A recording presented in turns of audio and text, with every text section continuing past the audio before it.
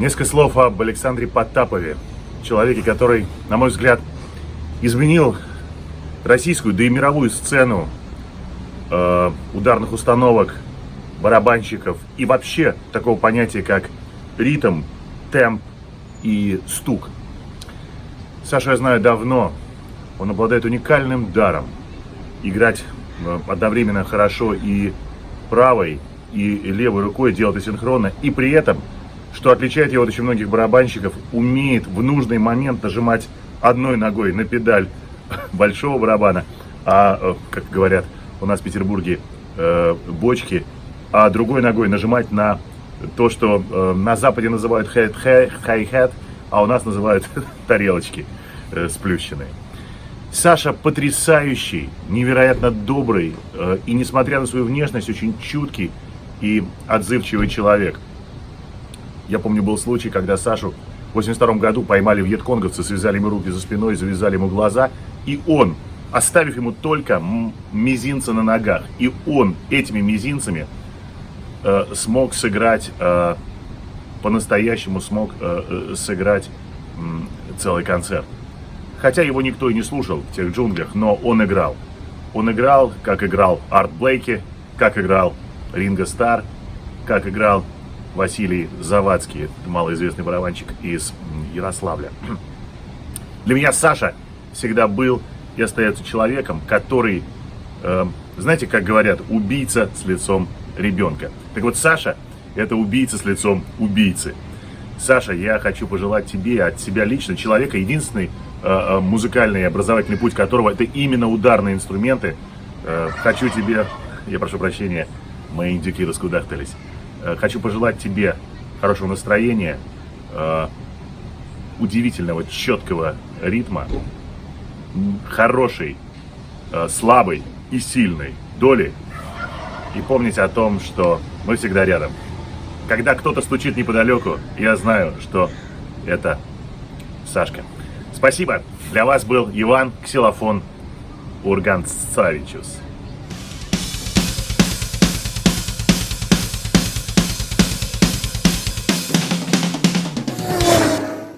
Ничего. Нет. Супер ответ. Думаю, обязательно вставим. Всем привет, меня зовут Александр Потапов. Мы у меня на репетиционной точке. Сейчас пообщаемся с ребятами из Drum Talk.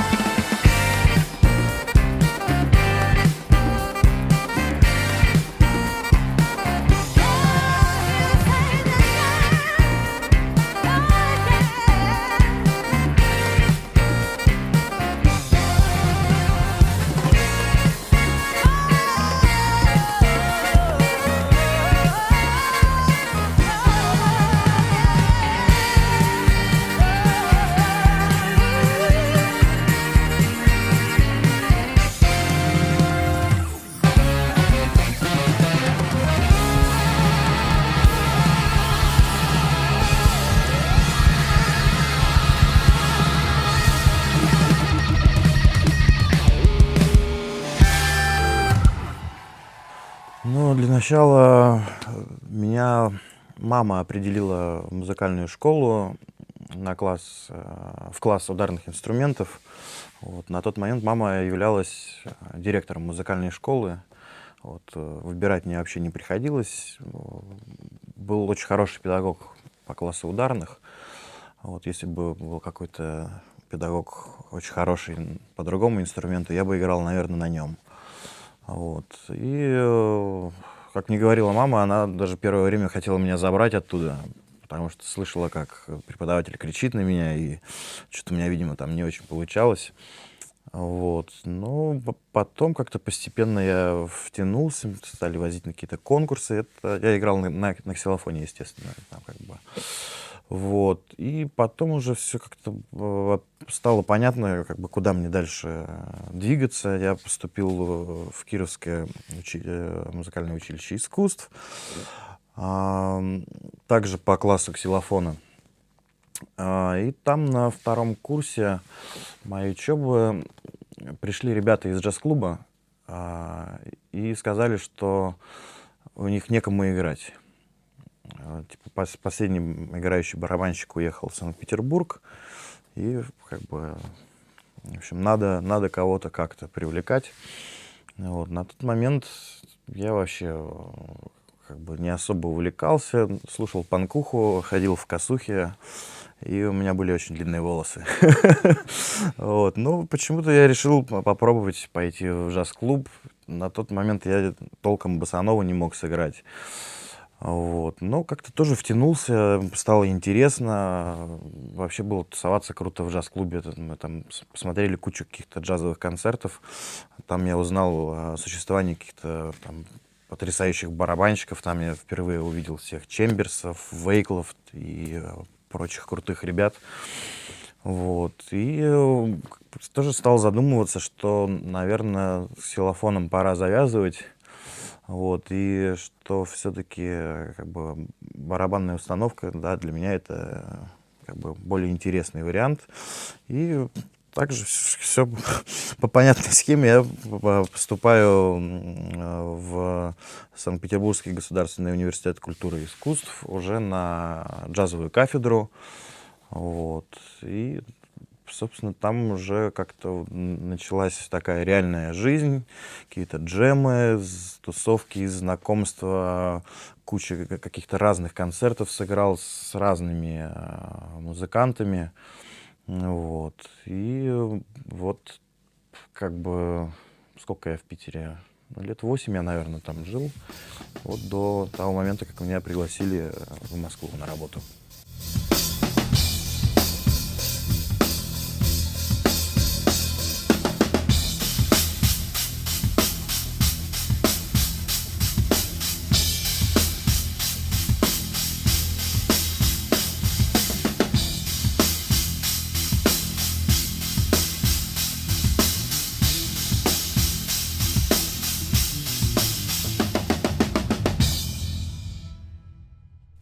На тот момент... Так, первый барабан, это, наверное, у меня был тактон. Такой из картона он какой-то вообще был, по-моему. Вот. Ну, тогда нравились как бы барабанщики, те, которые нравились всем. Это Чемберс, Вейкл, Амар Хаким, ну, не знаю, куча музыкантов того времени, какой-то вот фьюженовой, джаз-роковой направленности. Дон Брюер. Да, вот эти, пожалуй, у меня такие, если по рокерским, по роковым барабанщикам, любимые Дон Брюер и Бонем. Такие классические чуваки.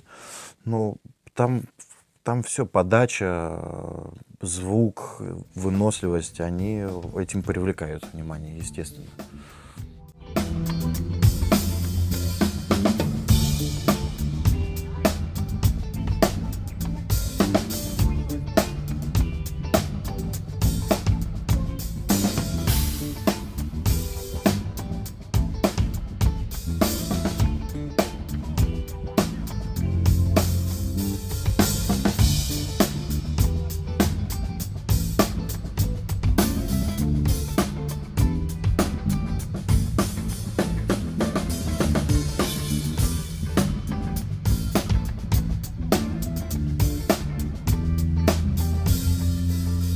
Барабанщику прежде всего нужно быть музыкантом.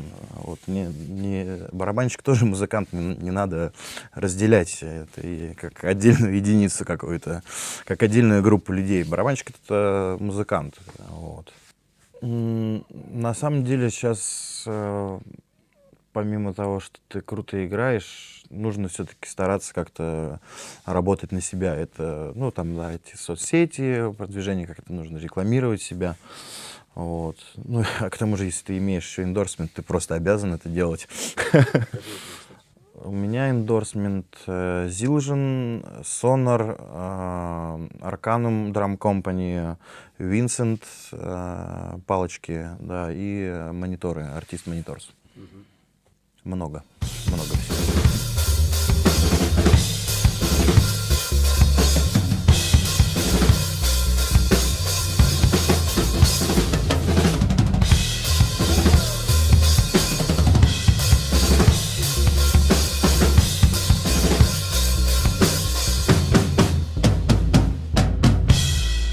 Ну, Или там все-таки, как бы каждый должен заниматься своим делом. Но круто, конечно, если оно тебе приносит реальный доход, ты можешь как бы на это жить и не париться. Ну, не знаю, если у тебя есть время, силы и талант еще к чему-то, то, пожалуйста, почему бы не заняться еще чем-то? ты планируешь? Думаю об этом. Ну, чтобы Но у это меня, было. у меня просто очень мало времени, и, наверное, как-то хочется же к любому проекту как-то творчески подойти, вот, а это требует большого количества времени. Я не уверен, что я могу его потратить, а выступить просто как инвестор, ну, как бы не круто, я считаю. Как бы есть, да, старинная эта дурацкая поговорка «не умея мать, умей играть». И действительно, если ты хороший музыкант, ты можешь, в принципе, как бы выйти из любой ситуации, да, сделать из чего-то там конфетку, назовем так-то, да. Вот, но я вообще за звук, я за хороший звук, это очень важно, я считаю. Потому что, ну, что тебя вообще определяет, как-то может тебя выделить из огромной толпы музыкантов, барабанщиков, то, как ты звучишь. Это очень важно. Помимо того, как у тебя, как твое, ну, чувство времени, это все составляющие очень важные. Чувство времени, звук, звукоизвлечение. Поэтому, конечно, инструмент должен быть хороший. И ну, у меня бывали случаи, что, например, на большом концерте, ну, там рвется, например, пластик на малом барабане, нижний, резонаторный. И, к сожалению, ни у прокатчиков нет возможности заменить ни пластик, ни выдать мне запасной малый барабан. Вот. Мне приходится ставить, ну, у меня просто на концертах их 3 штуки стоит. Вот, мне приходится вынимать другой, и я просто полконцерта играл вообще без настроения, просто вот все упало. Потому что ты слышишь в ушах, что, блин, ты звучишь дерьмово. И это реально портит настроение. Когда ты садишься за инструмент и слышишь как бы хороший звук, ты начинаешь мыслить по-другому. Это очень важно.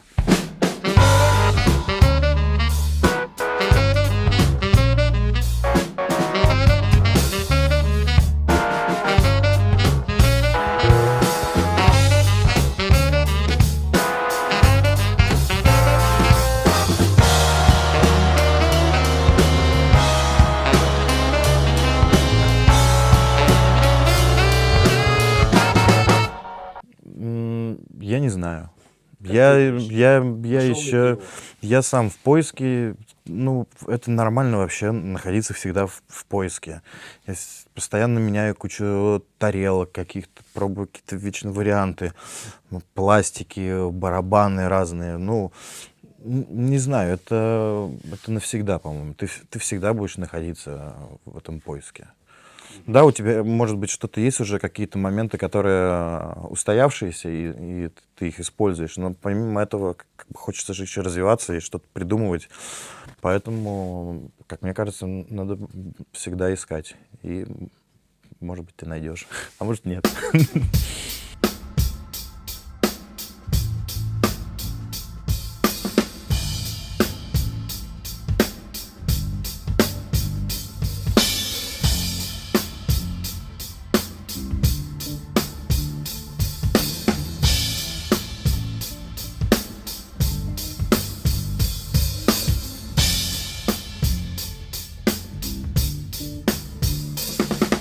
И кто Ну, должен грув, быть да, это точно такое, это очень размытое, как бы, очень, ну, сложно объяснить это понятие грува, да, ну, там вот для меня это, как я уже говорил, это звукоизвлечение, правильное расставление нот, длительностей, правильная расстановка длительностей во времени, а, плюс твоя внутренняя какая-то, да, чуйка, как ты чувствуешь. И для меня, ну, гров — это когда хочется танцевать.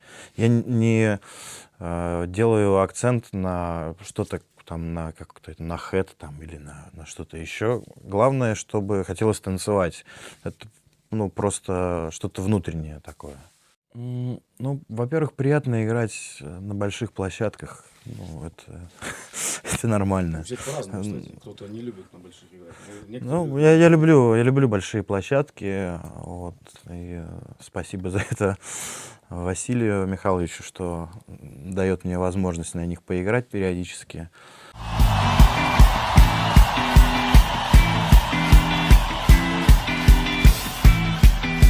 Кирюха, на басу сыграй нам. Эй!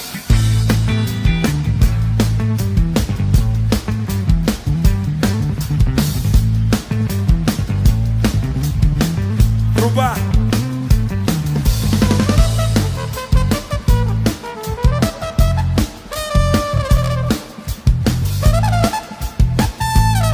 Гитара, барабан, Саня, вдвоем.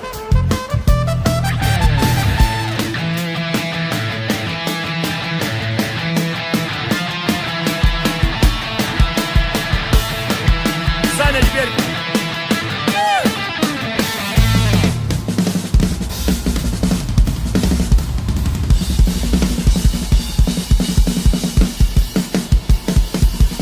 Москва по клубу!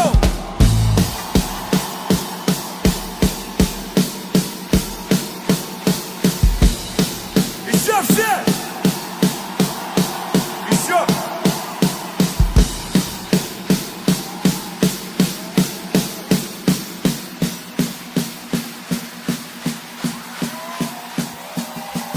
Давай! Раз!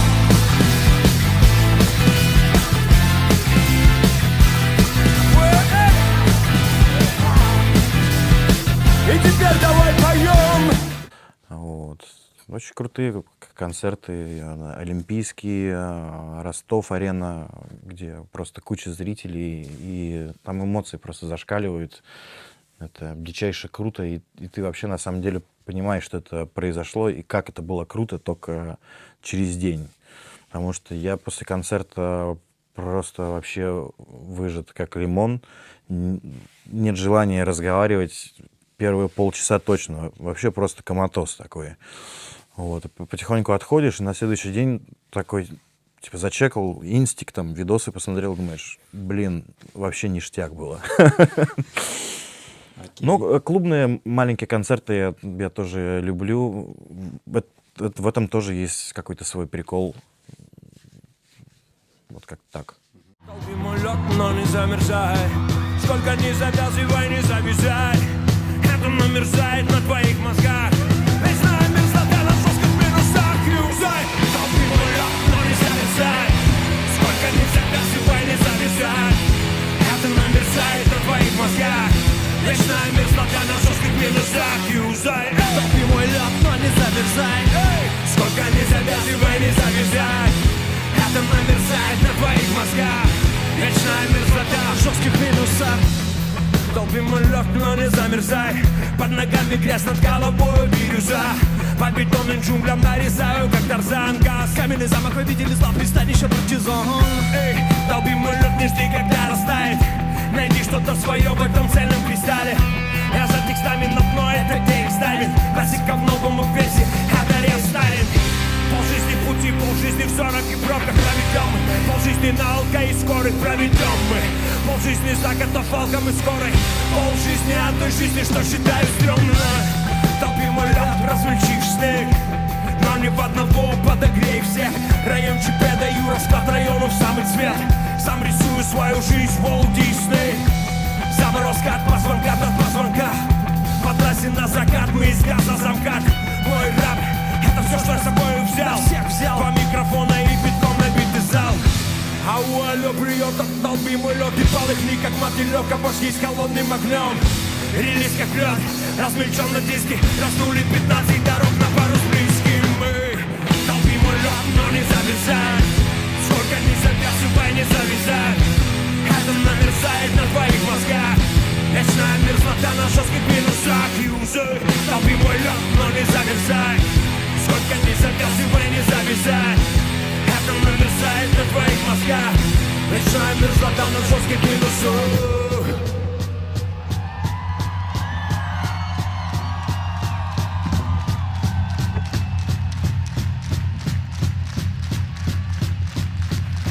Толпим улетными замерзая, сколько месяцев зависать.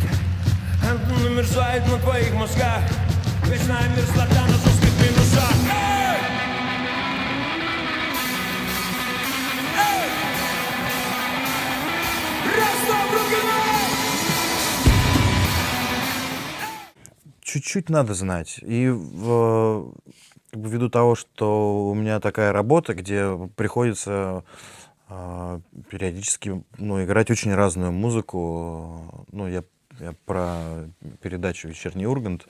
Мы играем очень много разного всего. Мы играем попсу, мы играем панкуху, мы играем джаз, бывает латин. И как бы все это желательно знать хотя бы по чуть-чуть, чтобы не попасть в просак. Тот самый промежуток, да? Да, тот промежуток, да. Я занимаюсь крайне редко, это очень плохо, конечно, но ввиду такой большой занятости не всегда получается как бы индивидуально практиковать. Но мне практики хватает и так, как бы я практически каждый день за инструментом. Вот. А если у меня бывает выходной, я подумаю, что неплохо было бы сходить позаниматься, но я выбираю диван и сериал, потому что отдыхать тоже нужно. И слушай, да я не знаю, сложно сказать, как себя как-то мотивировать. У меня просто не возникало таких мыслей никогда, что пора бросать, и я занимаюсь чем-то не своим делом. Я не знаю, мне не был в такой ситуации, сложно сказать. У тебя просто прет и прет, и Да, никак не перестает. но бывает же, как бы черное-белое, бывают разные периоды, бывают дни, когда вообще, нифига не играется, просто не можешь ничего сыграть. Там, сел на студию и понимаешь, что, не очень все. Студия вообще хороший показатель. Сразу все слышно, что у тебя не так. Вот. Это хороший пинок под жопу. Сразу так, это нужно поправить. И тогда я иду, пожалуй, заниматься. Вот. Или там бывает, что какие-то предлагают там проекты. У меня так было, без имен. Предложили проект и скинули материал, дали ноты. Я думал, как бы вообще все не проблема. Если еще и ноты есть, я справлюсь. Вот. И решил посмотреть все-таки, что это к чему. Там близится репетиция. И я понимаю, что я просто технически не выхиливаю там половину этого материала, потому что все партии придумывал не я. Как бы даже на физике, это просто все не твое, и я крепко засел заниматься, потому что, какого хрена, ты, как бы не можешь, все же, как бы вот оно, ноты, пожалуйста, все сыграй, а вот какие-то небольшие технические такие дела. Это вот. Песни Басты? Нет. Я сейчас вообще сам частенько пользуюсь нотами, потому что уже как бы оперативочка у меня подзабита, уже столько всяких групп, проектов. И да, раньше я играл все время наизусть. Вот. Сейчас я записываю все в ноты, и мне просто так удобнее. Просто не перегружать себя еще какой-то информацией. Вот. Вообще музыкальное образование — это важная штука. То есть помимо специальности там можно еще много интересного узнать. Вот. Поскольку у меня как бы классическое образование, я переиграл кучу крутой музыки классической. И как я считаю, что это повлияло на какую-то мою музыкальность. Вот, что это все как бы в твой музыкальный багаж отправляется, все остается в голове, это круто. То есть ты на ксилофоне, да? У тебя? Да. Вот видишь, я под конец училища, когда там появился этот джаз-клуб, я уже так на ксилофон подзабил, да. Сейчас даже и не вспомню, что там такое было. Дела давно минувших дней. Ксилофон — это круто? Ну, это круто, это полезно. Конечно, я его дико не любил, этот забор. Просто, ну,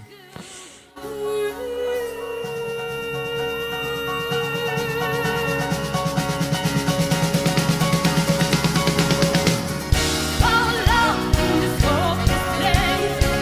We found love in this hopeless place. We found love in this hopeless place. We found love in this hopeless place.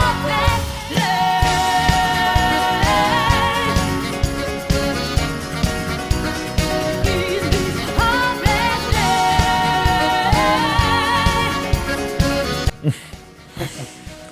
у меня нет каких-то собственных интересных упражнений на разогрев. Но скажу точно, что разогреваться нужно обязательно перед концертом во избежание травм, так скажем. Потому что если сразу неразыгранным наброситься, сразу валить, то, блин, мышцы могут сказать: старичок, мы так не договаривались. Вот, поэтому, да, ну, какие-то классические там эти разминочки, палочки туда-сюда, повертел, там, туда, тут потянул. Ну, как бы все немножко просто привести мышцы в тонус, разогреть их, там, можно даже просто там, да, какой-то банально потереть там, ну, не знаю, ну, какие-то такие моменты. Работа в коллективе музыкальном, да, как и в любом вообще коллективе, неважно, в офисе ты работаешь, там, где угодно. Это всегда сложно, всегда компромисс, нужно быть максимально сдержанным. Ну, лично мне точно, потому что мне сложно бывает. Я могу и вспылить, но сейчас стараюсь держать себя в руках, это важно. Ну, зачем портить как бы настроение и себе, и другим. Можно просто в себя там позлиться. Вот, ну, не знаю, что тут. Тоже бывает по поводу нужных людей, это тоже всегда сложно, потому что человек, будучи профессионалом, как бы, да, в плане игры, он может быть абсолютно отвратительным человеком. Часто. Вот. И такое часто бывает. И вот, пожалуйста, иди на компромисс. Тебе нужен профессионал, хочешь, чтобы у тебя круто звучало, тебе придется смириться с тем, ну, с какими-то вот его человеческими качествами.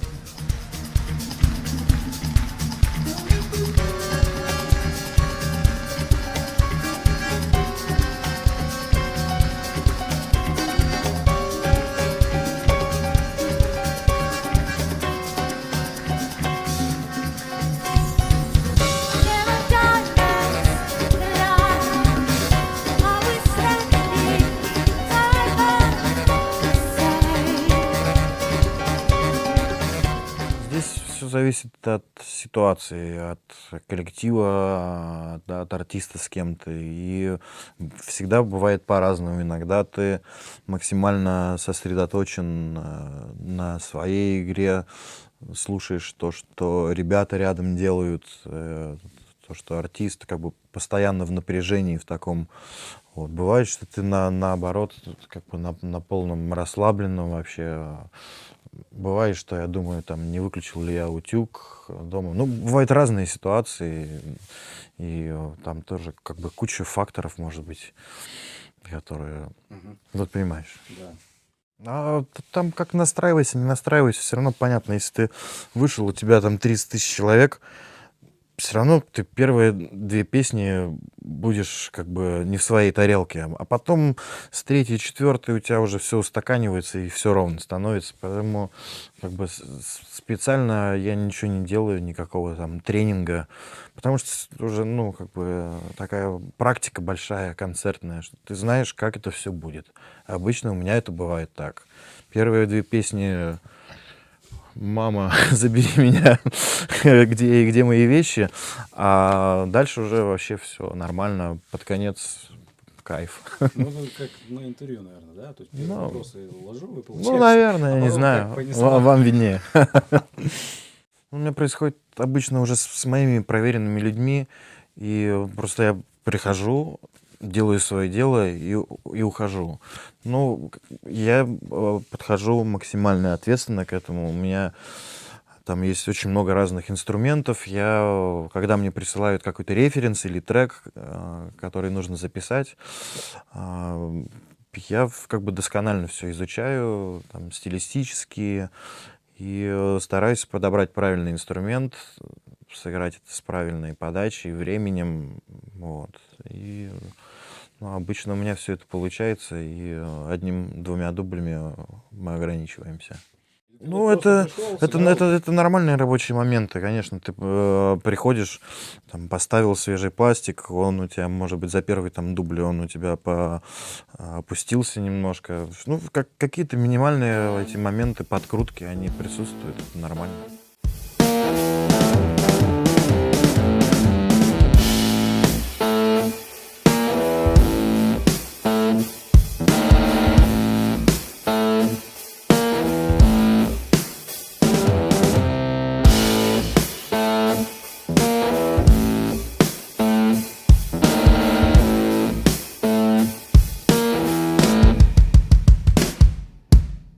Ну, я работаю над этим. Вот. Это же какой-то секрет или... Да, лучше об этом не говорить, Чтобы сдалось? никаких конкретных дат не называть, ничего. Как бы, ну, там есть проект у меня, мы вдвоем с клавишником делаем, называется «Комбайн». Вот. Ну, как бы все заняты, и всегда это, в общем, сложно там, добраться до студии, все это записать. Вот, сложно как-то подготовить какой-то первый релиз. Ну, как бы я на правильном пути, и думаю, что скоро там как-то это все получится. Да, у нас дуэт.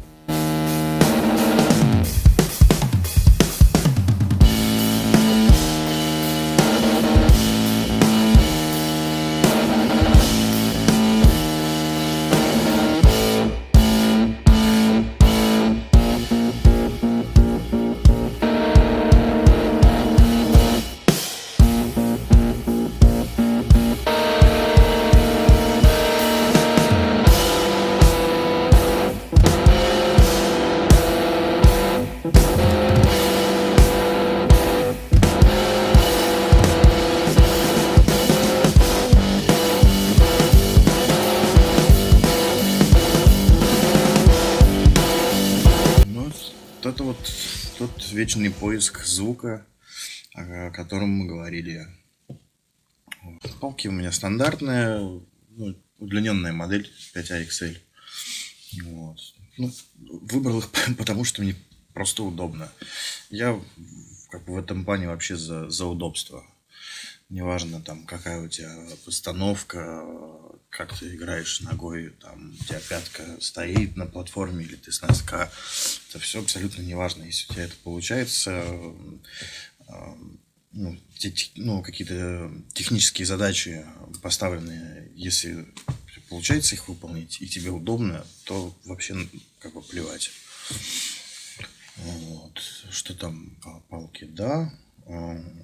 Тарелки, ну, у меня эндорсмент Zildjian. Вот. Ну, как бы, по-моему, все с детства хотят играть на этих тарелках. Я перепробовал кучу разных вообще вариантов.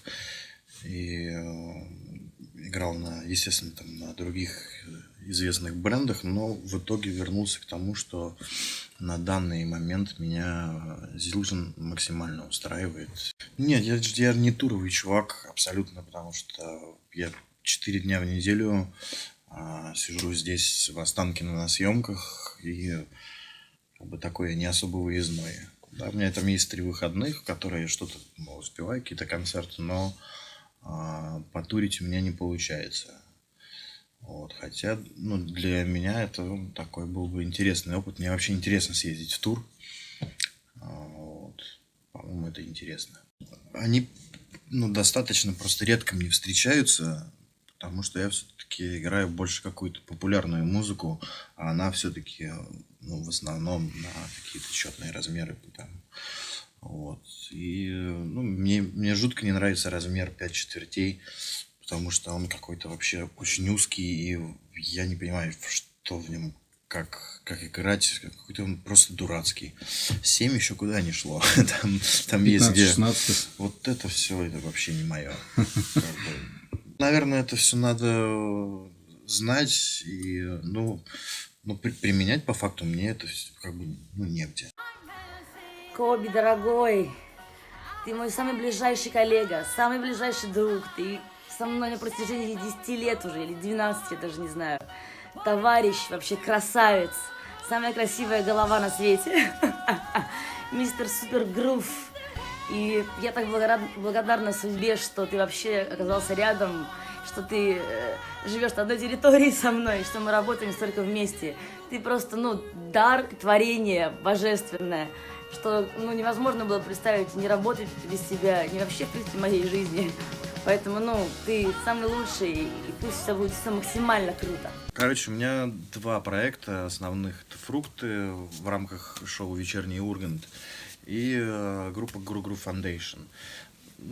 Как бы я еще периодически играю с Бастой, но только большие шоу.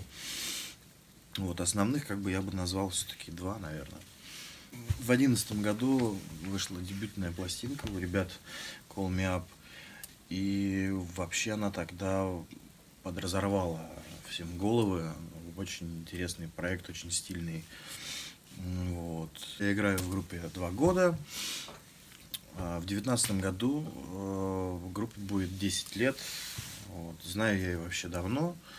И вообще эта группа немножко стимулировала меня на занятия, потому что как раз когда меня пригласили и выдали ноты, я столкнулся... Это как раз именно та группа, это да? та группа.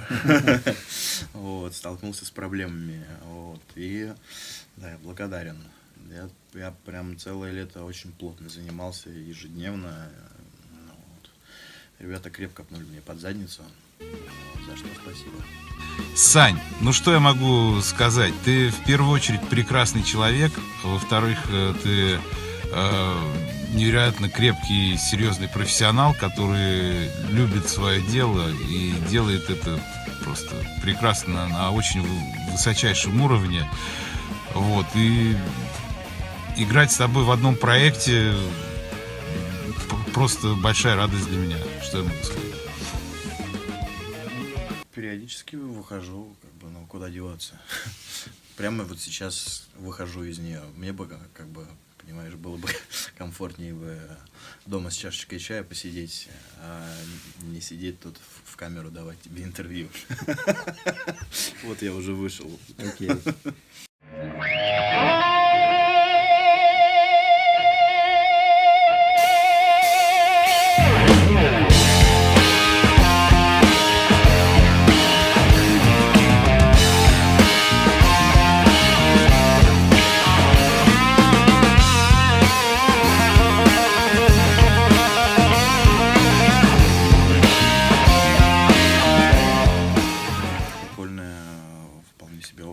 Некоторые переставляют, да? Да, я думаю, что все как-то одинаково делают такие вещи, да. У меня сейчас прямо за спиной тоже сетик без тома.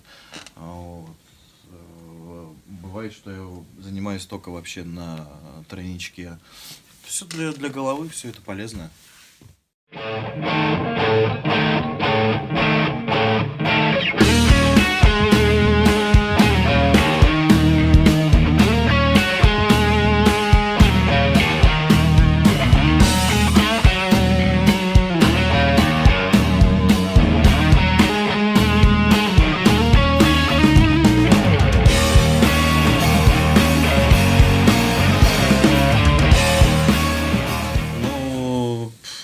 Всегда какая-то мечта была на бас-гитаре научиться нажимать. Потому что это ритм секции, это все связано, и это, в принципе, интересно, надо знать, наверное. Но толком до этого пока у меня не дошло. Так что я не сказал бы, что я особо на каких-то других инструментах играю.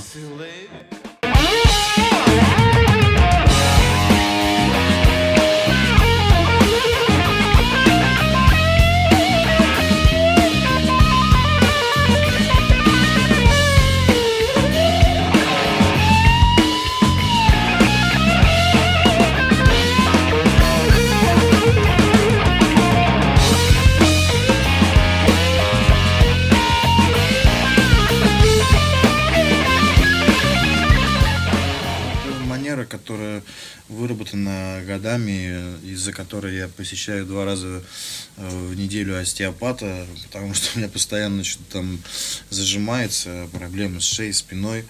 Вот. Но как бы поменять эту манеру уже не удается, потому что ты думаешь при игре о том, как правильно у тебя расправлена спина, и вот о каких-то таких моментах, а не думаешь, собственно, о музыке, о чем нужно думать во время исполнения.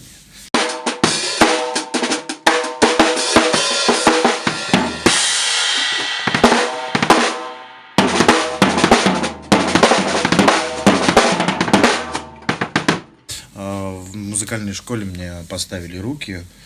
Вот. Благо, что постановка как бы одна у ксилофона, но только чуть-чуть я сейчас вывернул. Вот. Зачем? Зачем? Так по-моему, неудобно. Мне так неудобно совсем. Вот. Когда правильно кисть не очень. Кому-то, может, удобно, я не знаю. Ну, у всех по-разному. Да, у всех по-разному. Мне так удобно. И, вот мне в музыкальной школе поставили руки, и я бы не сказал, что я после этого особенно что-то делал. Я играл отдельно рудименты и там занимался на пэде. Вообще не помню, когда я последний раз занимался на пэде. У меня их много, но они пылятся. Не мое. Хороший ответ.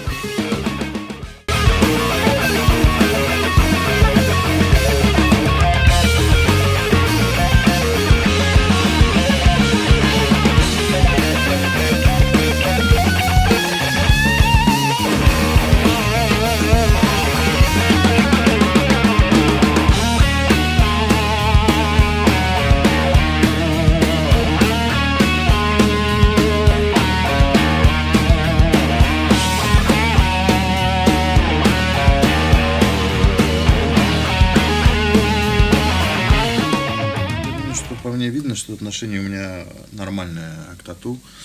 Вот. Первое я сделал, наверное, 2 года назад. Был вот барабан. Ну, а потом уже как бы все понеслось. И, в общем, аккуратнее ребята с этим. Почему? Затягивает. Вот из последних добавленных Пошлая Молли, Little Sims, Андерсон Пак, Мэрилин Мэнсон, Wu-Tang Clan, Джимми Хендрикс, Thundercat, Экшен Бронсон. Очень много всего. Так, стилистический разброс такой вот у меня. Sandless Apprentice. Да? Правильно сказал? Отличный ответ. Да. Мы выучили это. Спасибо за интервью. Всем пока.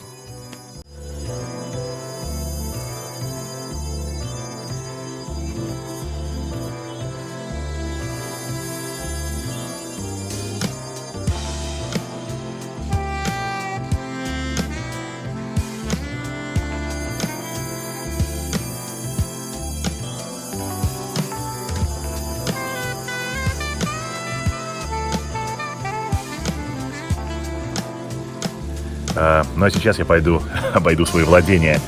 Лидочка, покажите мне, где у меня тут лошади размножаются.